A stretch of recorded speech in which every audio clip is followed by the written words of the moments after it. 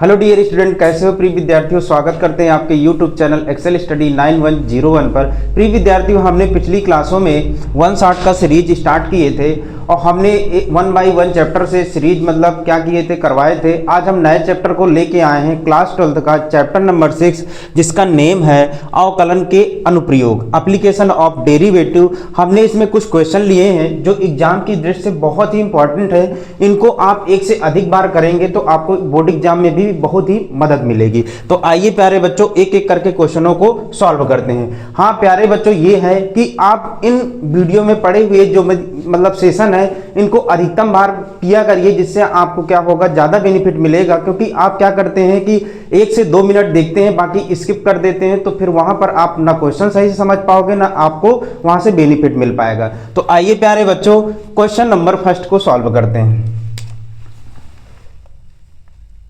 Question number first, solution.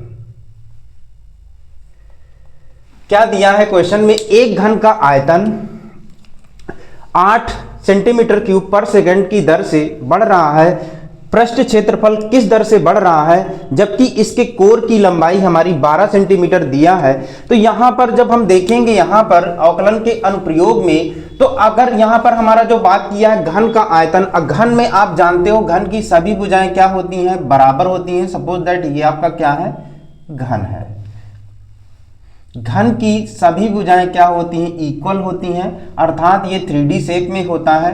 तो इसमें लंबाई, चौड़ाई और ऊंचाई होती है, यानी कि लंबाई, चौड़ाई, ऊंचाई तीनों इक्वल होती हैं। अर्थात हम कोई भी भुजा ले लें, मान लीजिए हमने ए ले लिया, तो लंबाई भी ए होगी, चौड़ाई भी ए होगी और ऊंचाई भी ए हो जाएगी। ये ए होगा और ये भी आपकी क्या हो जाएगी, ए हो जाएगी। ये लंबाई है, ये चौड़ाई है और ये क्या हो जाएगी, ऊंचाई, ये भी ए होगी। क्योंकि घन की सभी भुजाएं क्या होती हैं, बराबर होती हैं। अब यहां पर हमें क्वेश्चन में दिया है घन, एक घन का आयतन किस, तो घन में परिवर्तन की दर दे दी है, तो क्या है, dv अपान dt। इसका मतलब है b का मतलब वॉल्यूम। अब परिवर्तन किसके सापेक्ष हो रहा है, t के सापेक्ष हो रहा है। अर्थात इसके कहने का मतलब है घन के आयतन में परिवर्तन की दर दे दी गई है। कितनी दी गई है, 8 सेंटीमीटर क्यूब पर सेकेंड। अब आयतन में परिवर्तन है, तो आयतन में यूनिट क्या होगी, सेंटीमीटर क्यूब होगी। किसके सापेक्ष हो रही है, टी के सापेक्ष। तो टाइम को किससे डिनोट करेंगे, सेकंड से। तो ये जो दी गई है वो घन के आयतन में परिवर्तन की दर दी है। अब बोल रहा है क्वेश्चन में कि पृष्ठ क्षेत्रफल किस दर से बढ़ रहा है। हमें क्या करना है, पृष्ठ क्षेत्रफल का हमें दिया है, मतलब ज्ञात करना है। और जबकि कोर अर्थात इसकी भुजा जो दी गई है वो कितनी दी गई, 12 सेंटीमीटर।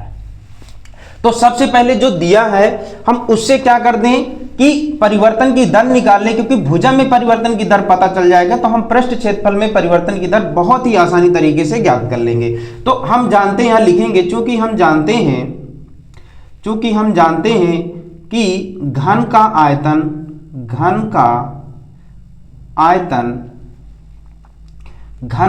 आयतन बराबर जो आपका होता है, अर्थात b बराबर जो होता है वो आपका कितना होता है, घन का आयतन होता है a क्यूब, यानी भुजा का क्यूब होता है। हम क्या करेंगे, t के सापेक्ष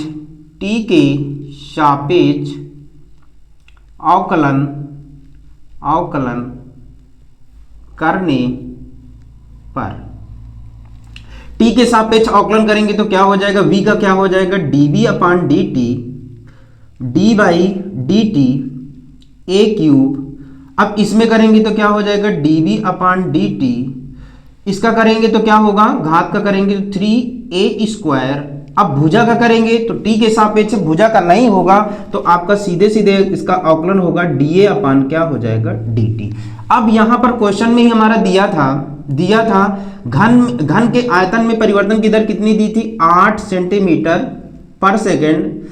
अब यहां पर 3, एक कोर कितनी दी थी, 12, तो 12 गुणे 12 dA अपान dt। यहां से हम क्या करेंगे कि भुजा में परिवर्तन की दर निकाल लेंगे, तो सब यहां पर बटे में आ जाएगा, तो 8 बटे 3 12 गुणे 12 dA अपान dt हो जाएगा। अब यहां से 4 से काटेंगे तो 4 3 12, 4 4 3 12, 4 दूनी 8, 4 से काटेंगे तो 4 दूनी 8, 4 3 12। अब इसका क्या करना है, मल्टीप्लाई कर लेना है। तो आपका मल्टीप्लाई करेंगे तो ऊपर हमारा जो बचेगा, अभी देखिए 2 से और कट जाएगा, तो 2 से कटेगा तो कितना होगा, 2 1 9 2 और कितना होगा 2 6 कितना हो जाएगा 12। पहले हमने 4 से काटा तो 4 दूनी 8, 4 3 12, फिर हमारा कितना आ जाएगा 2 आ जाएगा, 2 6 12। अब इनको क्या करना है, मल्टीप्लाई कर लेना है। तो 3 त्रिकाई 9, ऊपर आपका 1 बचेगा, 3 त्रिकाई 9 और 9 छक्का 54, 1/54 सेंटीमीटर पर सेकंड की दर से भुजा में परिवर्तन हो रहा है।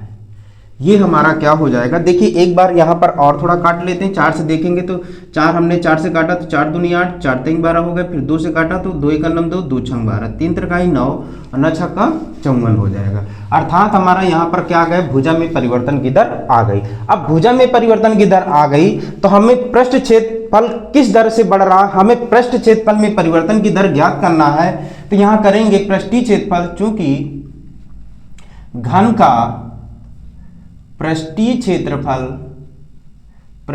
क्षेत्रफल इसको आप चाहें तो क्या कर सकते हैं, समीकरण नंबर 1 मान लीजिए। तो घन का पृष्ठीय क्षेत्रफल क्या होता है, 6a² होता है।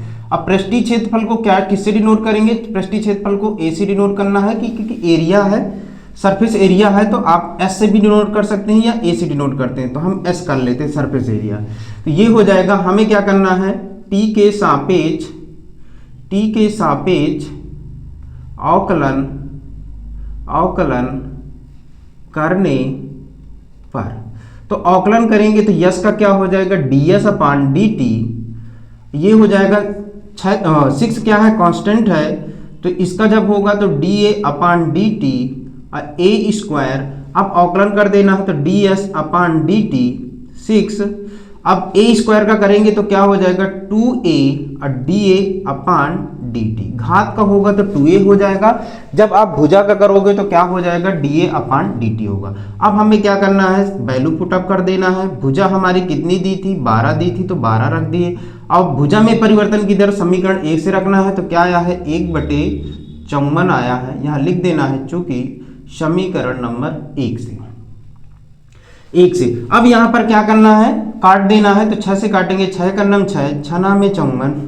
अभी आप 3 से और काट सकते हैं, 3 से काटेंगे तो 3 चौक 12, 3 त्रिकाई 9, अर्थात 4 दूनी 8/3।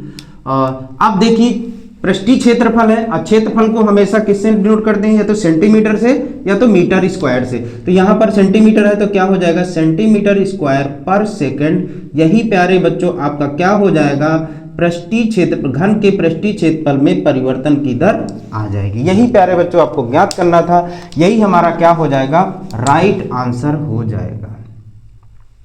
तो आई होप प्यारे बच्चों ये क्वेश्चन बहुत ही आसानी से समझ में आया होगा, क्योंकि जिस सिचुएशन में क्वेश्चन बोल रहा उसी तरीके से आप क्या करेंगे, क्वेश्चन को सॉल्व करेंगे, आंसर भी आसानी से आ जाएगा।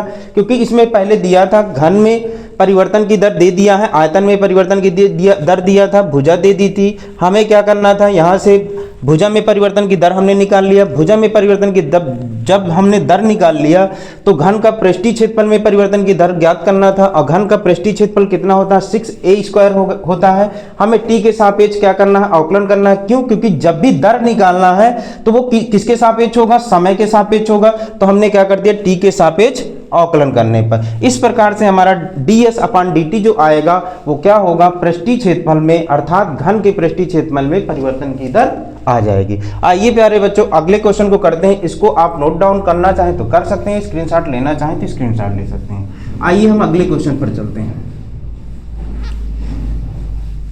Question number 2।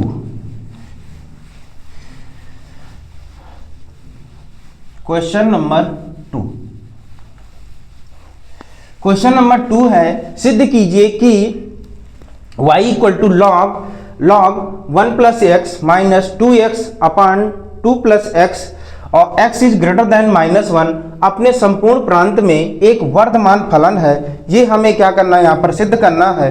तो पहले हम यहाँ पर देखेंगे क्वेश्चन नंबर, ये आपका क्या है 2।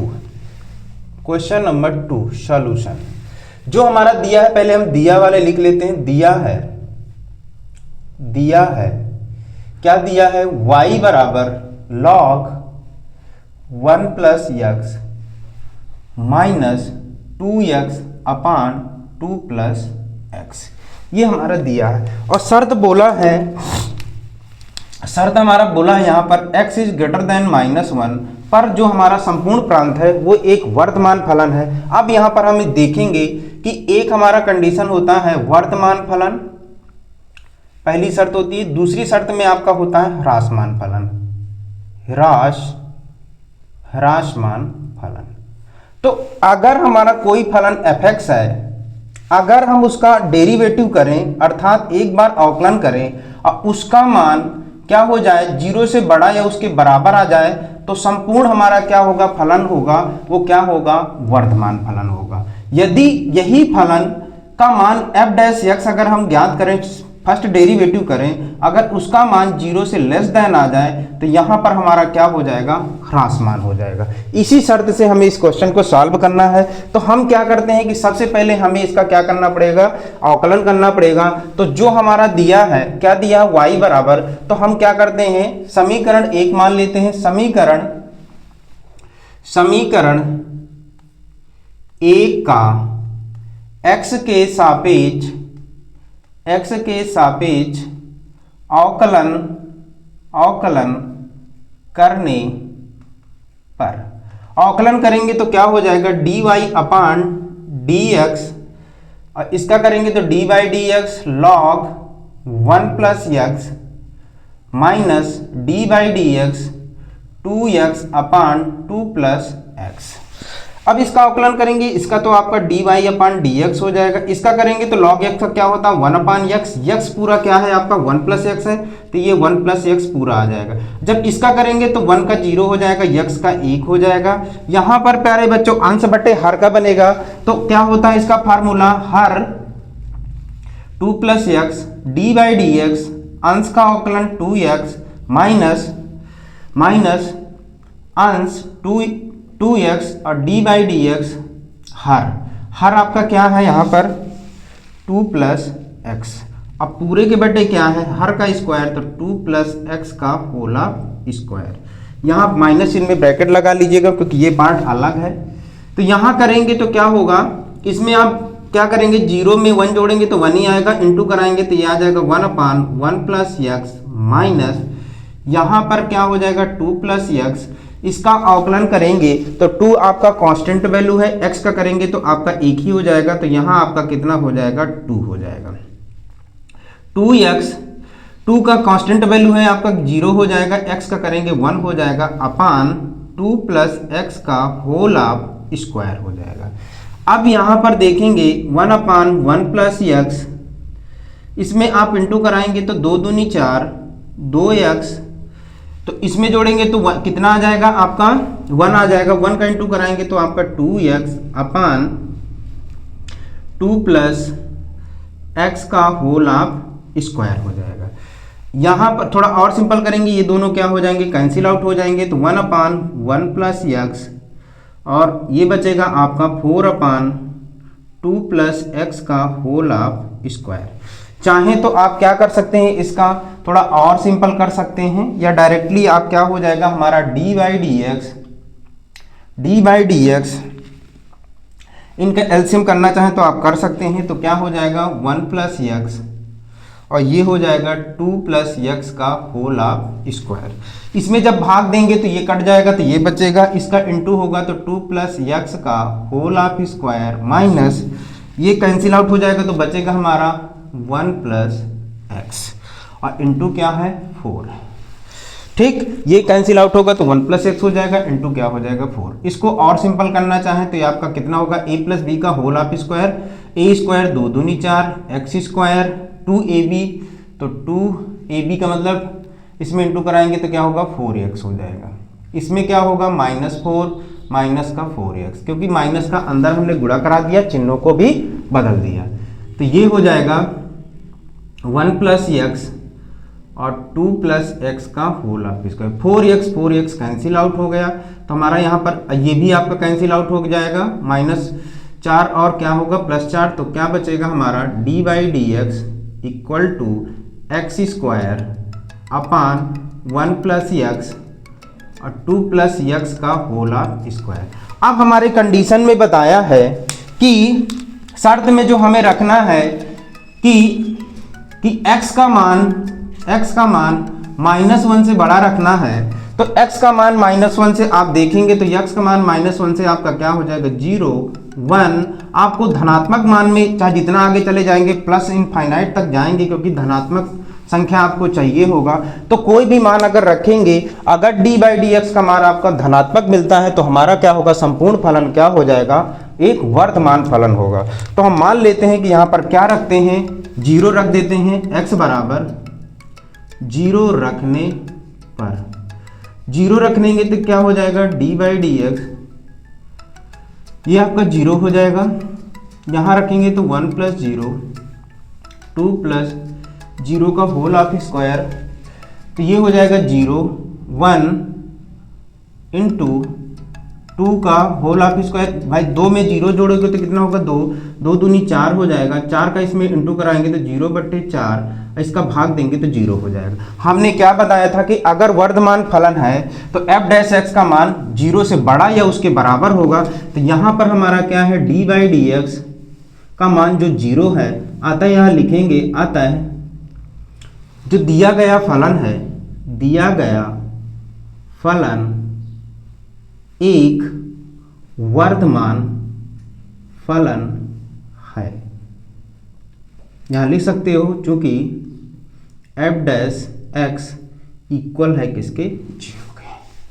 तो अतः दिया गया फलन क्या है, एक वर्धमान फलन है।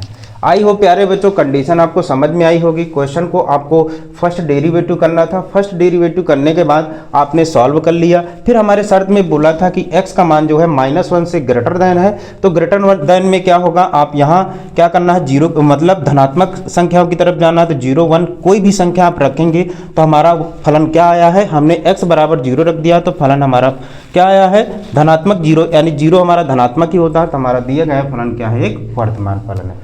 आइए प्यारे बच्चों अगले तो बच्चों हम क्या करते हैं, इस क्वेश्चन को इरेज कर देते हैं, लास्ट क्वेश्चन पर चलते हैं आज के सेशन का। जो हमने क्वेश्चन लिया है question number 3, f(x) equal to 2x के power 3 minus 6x² plus 6x plus 5 द्वारा प्रदत्त फलन f के स्थानीय उच्चतम और स्थानीय न्यूनतम का मान हमें क्या करना है, ज्ञात करना है। तो आइए प्यारे बच्चों क्वेश्चन नंबर 3 को बहुत ही आसान तरीके से सॉल्व करते हैं। तो पहले जो दिया है, जो आपका फलन दिया है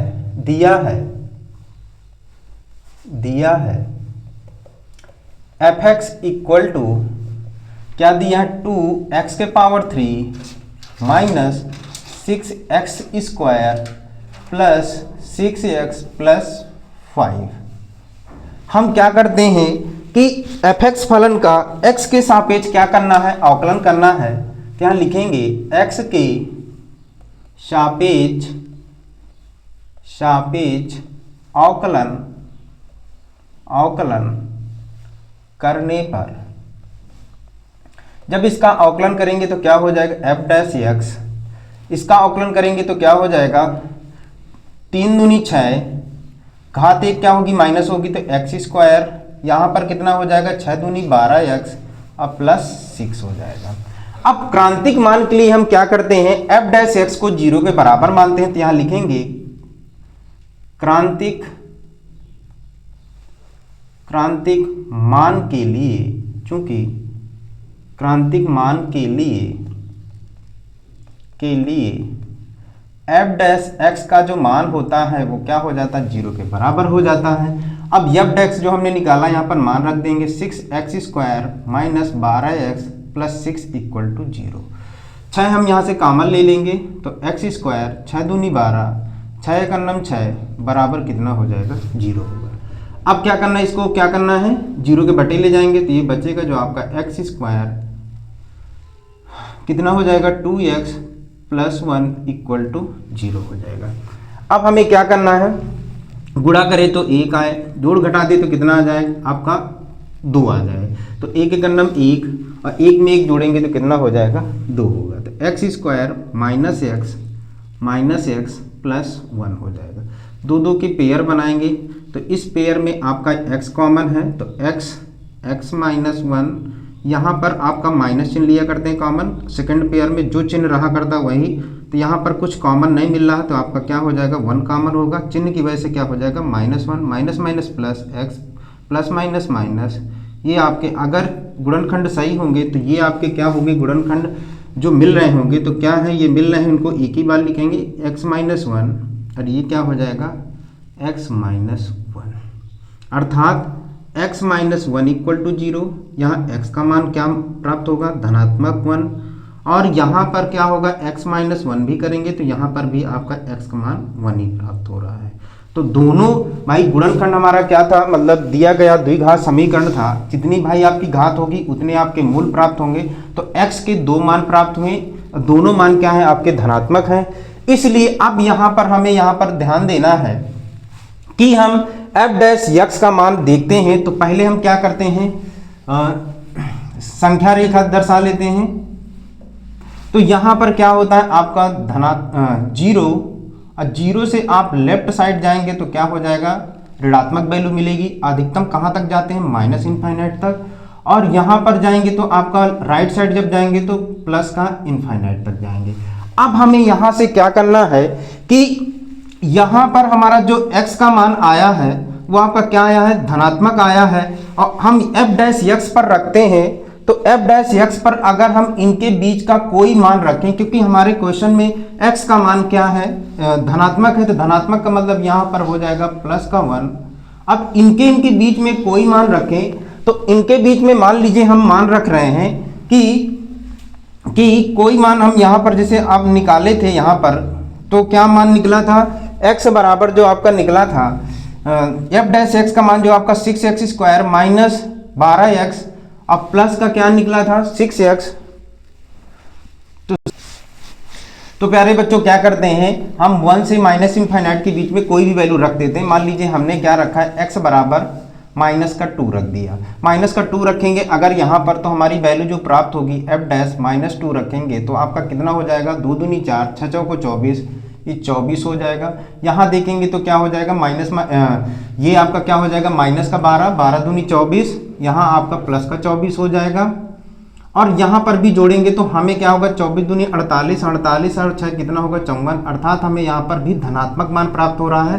तो अगर हमने क्या रखा है, +1 से माइनस इनफाइनाइट पर रखने पर भी हमें धनात्मक मान मिल रहा है। मान लेते हैं कि +1 से प्लस इनफाइनाइट के बीच में कोई वैल्यू रखते हैं, मान लीजिए हम यहाँ पर x बराबर क्या रख दें,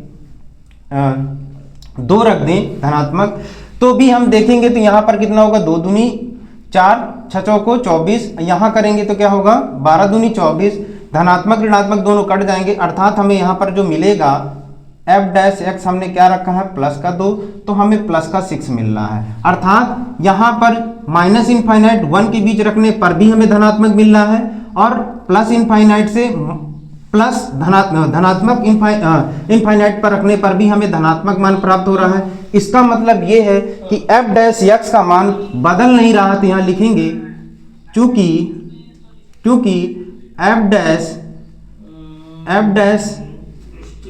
x का मान प्रत्येक स्थिति में बदल रहा है, अर्थात इसलिए f डैश x में एक नति परिवर्तन होगा। नति परिवर्तन का मतलब ये होगा कि कोई वैल्यू रखने पर आपको सेम साइन मिले, ठीक है, या तो धनात्मक मिलेंगे या तो ऋणात्मक मिलेंगे, तो यहाँ पर दोनों के साइन आपके धनात्मक मिल रहे हैं, तो यहाँ पर f डैश x में एक नति परिवर्तन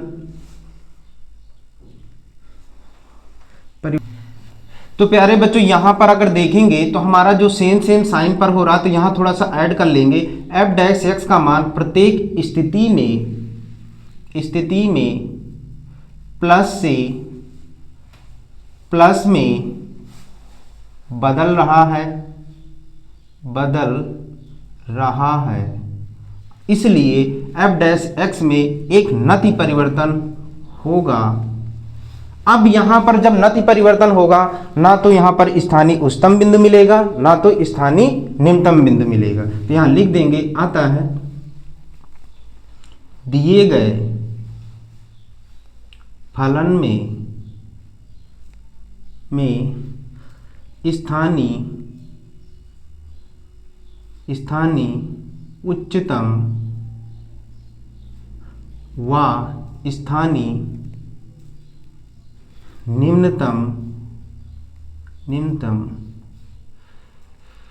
निम्नतम का कोई बिंदु नहीं होगा।